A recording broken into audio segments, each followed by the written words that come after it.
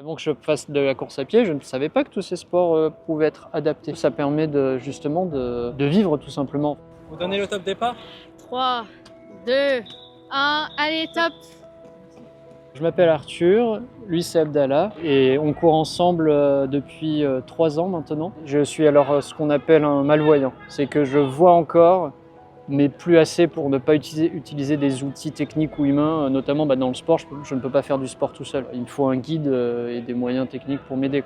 Et donc Binôme, c'est là que c'est génial parce que ça permet justement d'être beaucoup plus flexible et de redonner, disons, une autonomie aux personnes handicapées dans la pratique du sport notamment. Moi-même, je ne savais pas que ça existait et j'en ai pris conscience après le Covid, que ça permet justement de rentrer en contact avec des gens qui habitent dans notre voisinage et puis de faire des créneaux en fonction des disponibilités de chacun.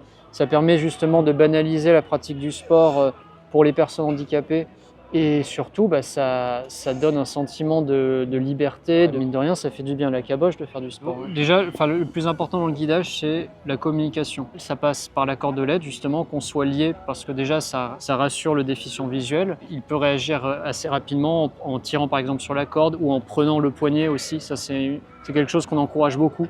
Parfois, plutôt que de dire « Attention, il y a un arbre à 100 mètres, et ben hop, qu'est-ce qui s'est passé? On a dépassé un arbre. » Voilà, quand on court en groupe, c'est beaucoup plus motivant. Voilà, on se dit on a un rendez-vous avec quelqu'un, on se motive forcément pour y aller. Même pour nous, parce qu'on sait qu'il y a des guides qui vont se lever pour courir avec nous, donc faut pas qu'on se dégonfle.